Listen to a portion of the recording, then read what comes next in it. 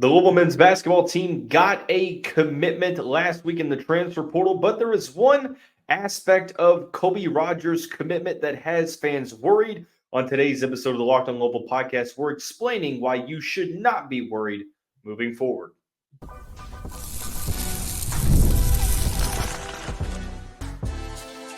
You are Locked On Louisville, your daily podcast on the Louisville Cardinals. Part of the Locked On Podcast Network, your team every day.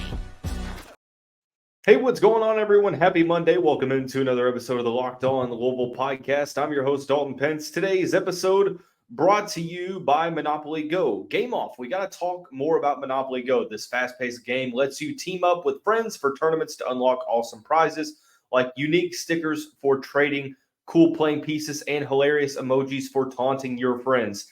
Download Monopoly Go now, free on Google Play or the App Store. Game on.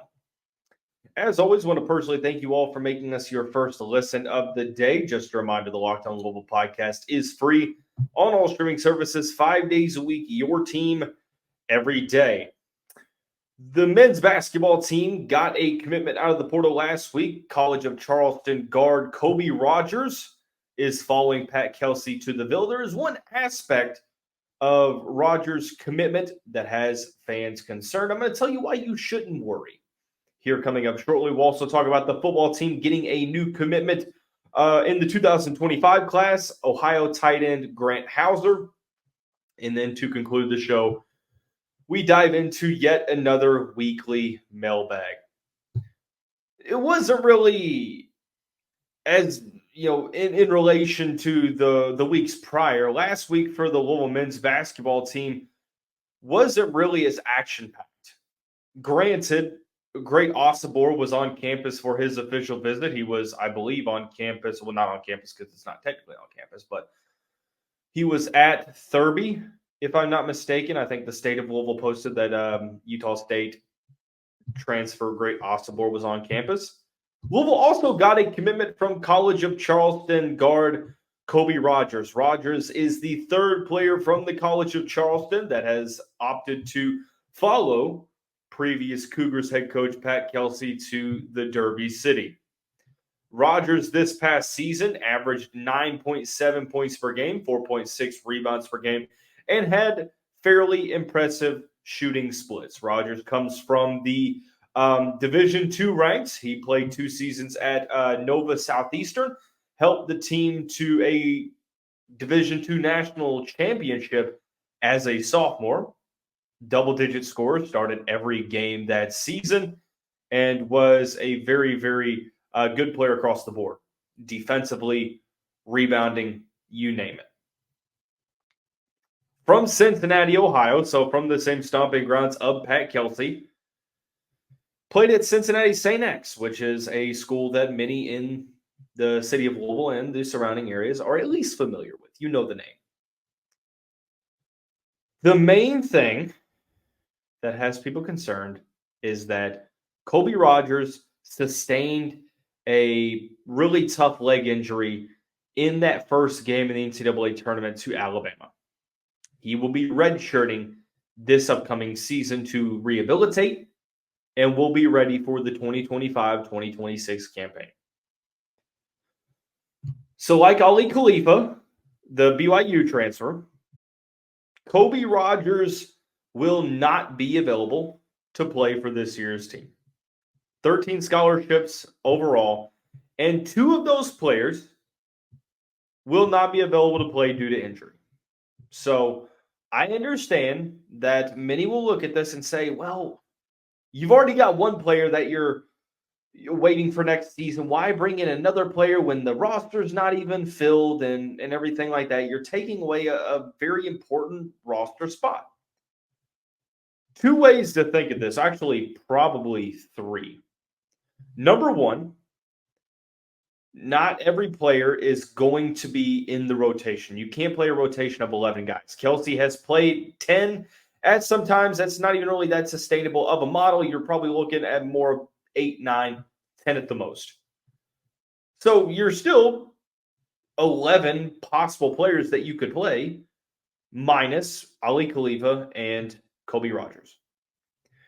So not only do you still have the scholarship numbers available, two, a good amount of these guys that are currently going to play at Louisville are grad transfers.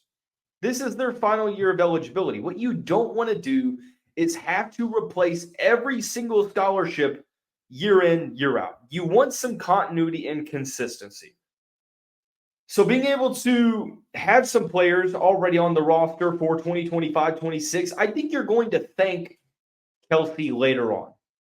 I'm sure it's not beneficial now. It's almost like playing the stock market, right?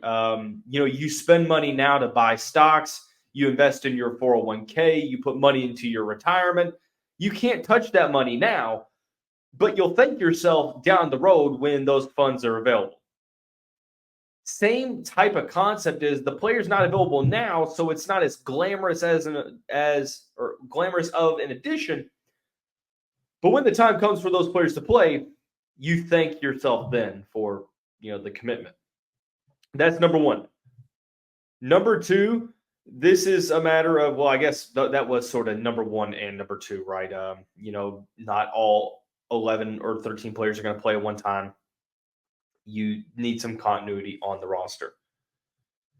Now, let me go ahead and preface this because I see this on social media. I get screenshots sent to me from message boards. Dalton Pence said XYZ on his show. I will tell you that very rarely will I mention something that hasn't already been put out there. So no, before I say this, rumors, secondhand information that hasn't been confirmed yet. So don't go out there and say, well, Dalton Pence said this, this, and this. Technically, I did. But it's not my information. I've heard, now this hasn't been confirmed, that there is a possibility that Rodgers could walk on this season, have NIL cover the scholarship and other expenses, and have that money go via NIL, right? And then in 2025-26, he's put on scholarship. Whether that's true or not, it's interesting because you're in a period of college basketball, college sports in general, to where you can get away with that. So if it's true, it makes a whole lot of sense because then you're like, okay, well, if it doesn't affect the scholarship number, then that's great. It's just an added benefit. But if it does affect the scholarship number, it's still not the end of the world because you have two players that are going to have opportunities to play the season following to where you don't have to replace everyone on the team. But a lot of people are concerned about that he's not going to be able to play this season. The Louisville's going to be hurt because of it. It does, I will play the devil's advocate, it does take away the room for error. It does take away, the margin of injury. Like you can't have multiple injuries now because you already have 2-year scholarships tied up in players that will be not playing this season. I get it. Trust me, I do.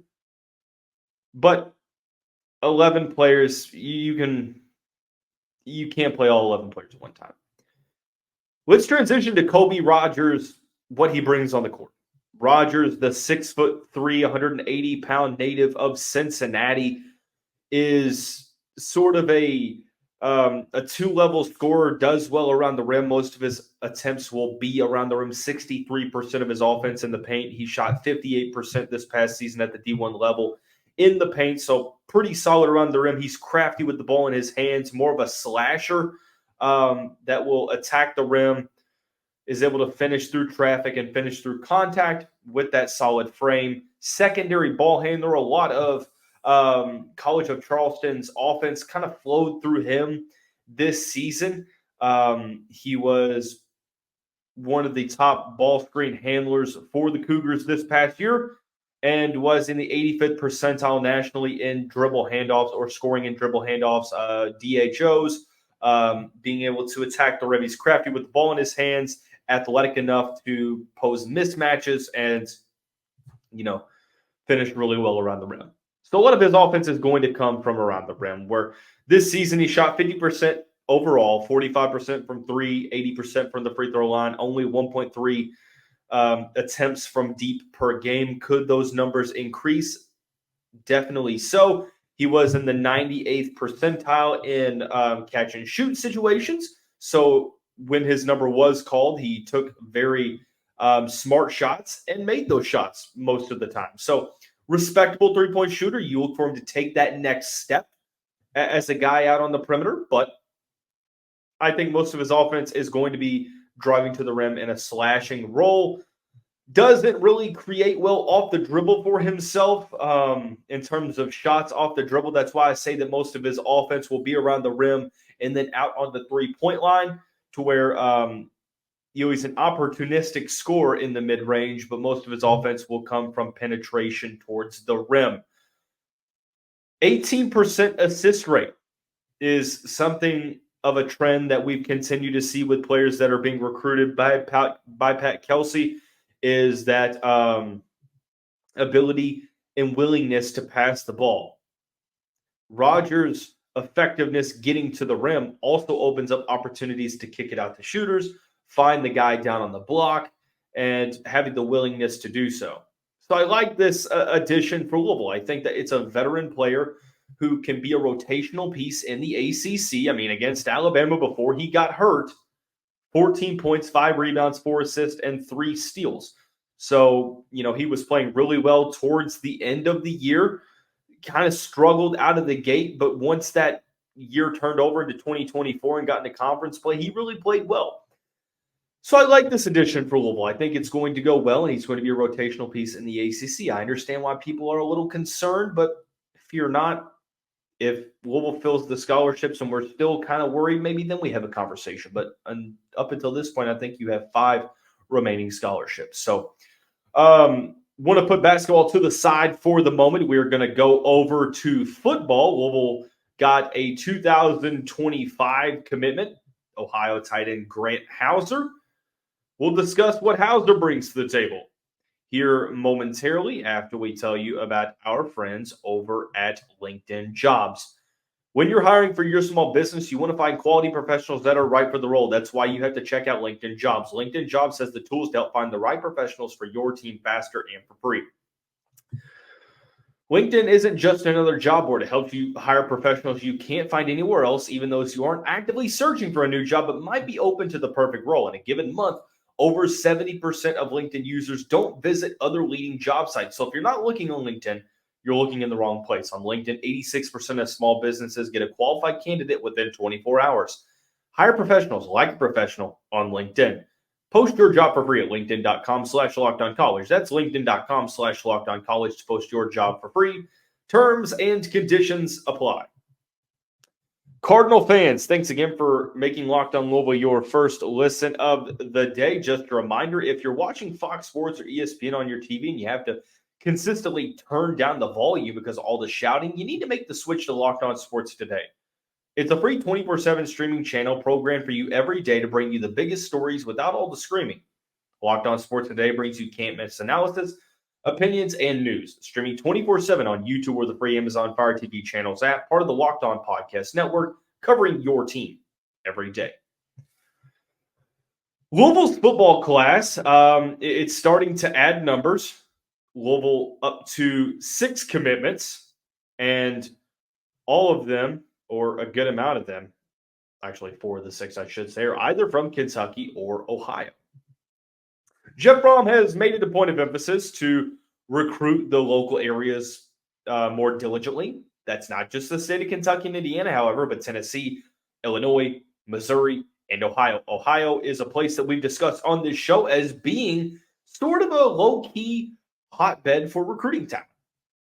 Now, it depends on the area of Ohio, but most of the guys that Louisville recruits in the state of Ohio are from talented areas. They got a commitment from Jake Cook from Westerville, Ohio, interior offensive lineman, 3-star. And then just this past week, I think it was actually Thursday. Louisville got a commitment from tight end Grant Hauser from Wapakoneta, Ohio. Wapakoneta is, to my understanding, in between Dayton and Toledo, up in that northern corridor of the Buckeye State. And the 6'5", 230-pound tight end got a got an offer from Louisville on Thursday and committed same day. Now, Louisville's MO has been traditionally, minus a couple of classes, get in on a recruitment early on, build a relationship, so when the player rises up the rankings, you either have the relationship or the commitment or both, to where you might be able to hold on to a player post-National Signing Day. Hauser at the moment doesn't have a ton of Power 5 interest. You have Service Academy interest from Army, Air Force, and Navy. You've got some MAC interest. There's some interest from Ohio State and Pittsburgh, but no offers at this point. Connecticut has an offer. At this point, I believe that Louisville is the first Power 5 offer for Grant Hauser. Hauser, being 6'5", 230 pounds, excels extremely well in run blocking situations, has a blend of speed and strength that gives him a deceptive level of quickness against opposing defensive backs, to where it looks like he's not even really running that fast, but you're like, oh man, and he's actually, off to the races. A large frame that catches the ball well. I'm interested to see, how he's going to fare going up against improved athletes, better athletes, stronger athletes. There's a couple positions that Jeff Brom recruits and I don't ask questions about, and tight end is one of those positions. One thing that I do not worry about is talent development for Jeff Brom, especially at this position. Tight end is a spot where guys get underrated all the time because of roles in the offense. Now, for Wapakoneta High School up in Ohio, Hauser has been lined up as your traditional tight end. He's been lined up out wide, catching screen passes. One of the top athletes on a high school team. But is that going to translate over to the next level? That is TBD. With Louisville running multiple situations, or I'm sorry, let me rephrase that. Multiple tight ends frequently, it makes a lot of sense because you're going to lose Mark Redmond.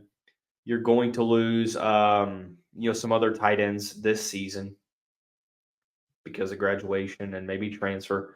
I'm okay with taking a flyer on Grant Hauser because I trust the scouting there, because Jeff Brom has done great with lower-ranked players.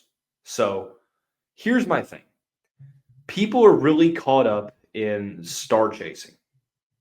And I will admit that there is a direct reflection between NBA draft selection and recruiting rankings and NCAA championship successes and recruiting rankings, where you would like to see Louisville get back to that level in which they're at in 2023. Not every player is going to be a diamond in the rough type addition. But I think that they're going after some big-name guys. They've sort of built a foundation in this class. I think that Jordan Allen is a great commitment. I think Mason Mims, both of those guys are 4-star level players. I expect Jake Cook and Grady Anthony to see their recruiting rankings rise. Grant Hauser and Dylan Smith could also be candidates that could see those recruiting rankings rise. Again, a lot of the attention right now is on the transfer portal for Louisville having to rebuild the roster, and I understand that, but I also understand the concerns with Louisville going out and getting mainly 3-star level guys. Now, I will say that one common rebuttal is that Louisville's always been a traditional place to where you mainly get 3 stars with the occasional 4-star. Why do you have to change that now? And if you are wanting to, Louisville also traditionally has been a program that is anywhere from 6 to 8 wins annually, with the occasional double-digit win season. So if you are wanting to get to that next level, you will have to start recruiting a little bit better in terms of star ranking. I'm not criticizing the staff or anything, because a lot of attention NIL budget is towards the transfer portal right now. But all I'm telling you is to have a little patience. With 6 commitments, I like that Louisville is prioritizing guys that they feel like whose stock are going to rise significantly. And they're bringing in some big-name guys this summer that, they're taking their swing at some of the larger ranked guys in the class. So I'm okay with that. And I think Grant Hauser could be a player that sees some significant time for Louisville in the future. So 2 commitments on both men's basketball and football. Before the remainder of the show, we are going to dive into the Monday Mailbag. Some great questions to talk about. We'll do that here momentarily after we tell you about our friends and the title sponsor of the show, Monopoly Go. All right, game off. We got to pause here to talk more about Monopoly Go. I know what you're saying. Flag on the play. You've already talked about that, but there's just so much good stuff in this game. In Monopoly Go, you can team up with friends for timed tournaments where you work together to build up each other's boards. The more you win together, the more awesome prizes you unlock. And there's so much to get. You can get unique stickers to trade with friends, to complete albums for big prizes, new playing pieces to travel the boards with, hilarious emojis to taunt friends, and more. It's exciting every single day with constantly changing tournaments and challenges. There's always new timed events that help you win big, like massive multipliers for everything you win or rent frenzies. There's always something fun to discover in Monopoly Go. So get off the bench. Go download it now on Google Play or the App Store. Game on. Couple great questions in this week's edition of the Mailbag. I do want to apologize for my lack of activity at the end of last week. Had some scheduling conflicts, unfortunately, but we are back. The month of May, the content for the month of May has started, and some great questions to kick off the month. With only a couple scholarships remaining for men's basketball, if you could pick one player to bring in for next year's team, who would it be?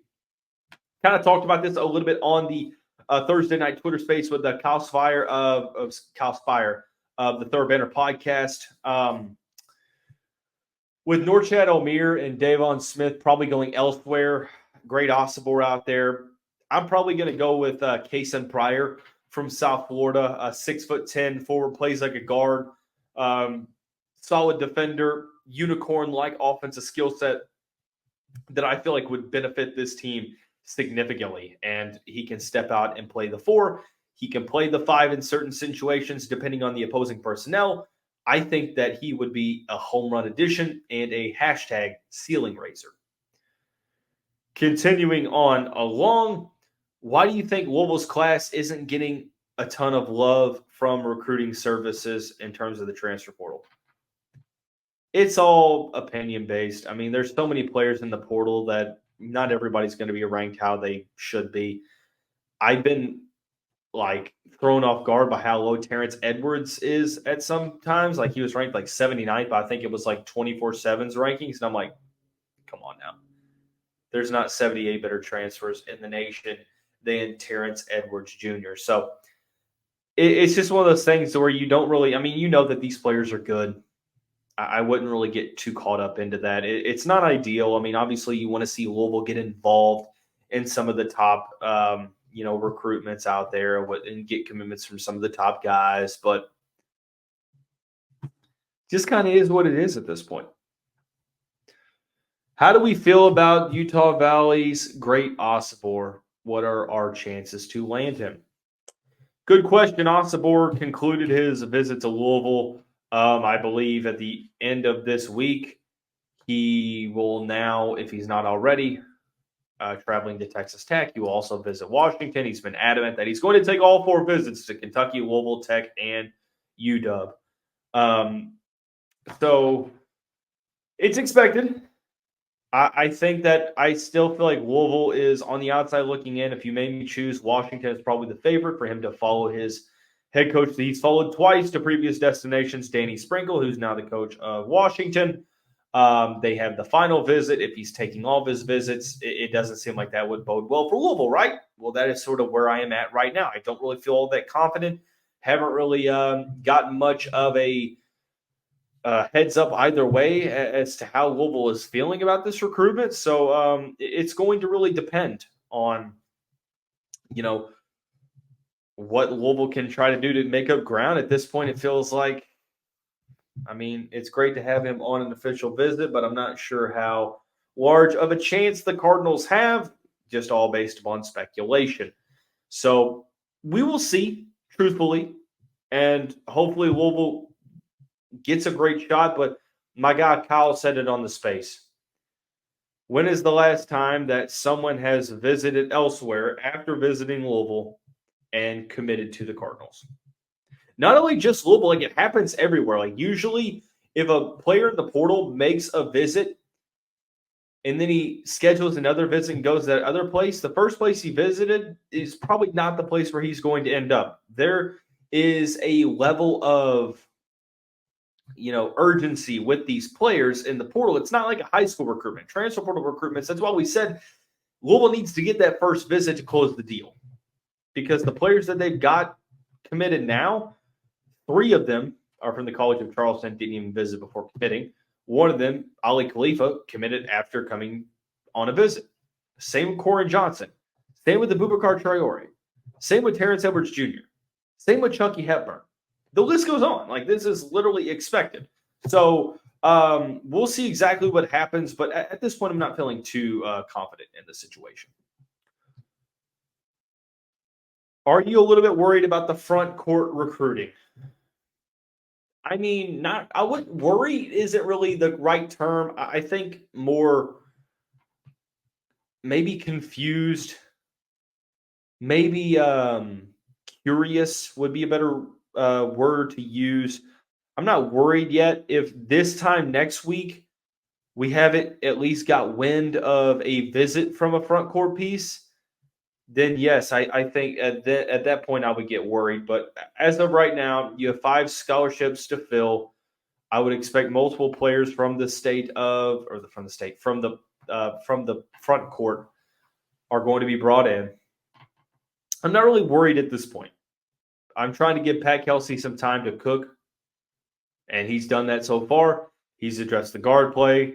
He has some guys that can play the 4, but you still need to bring in some size. Ben Hummerkaus is at Illinois. It didn't seem like Norchad Omier or Great Osborne were going to end up at Louisville, just intuition-wise.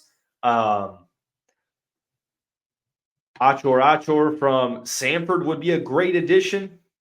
Hopefully, the last-minute addition to the portal is hearing interest from Louisville and has reciprocated interest. But at this point, there really hasn't been any names outside of maybe like Ugonna and Yesu. I don't think James Scott is the starter next season. I think he'd be a solid rotational piece, but I'm not comfortable rolling him out as a starter right away. But who knows? We will see. I think I'm going to wait. I think this week is going to be key for portal recruitment. So that's going to wrap up today's episode of the show. Everyone have a great day. We'll see you right back here tomorrow.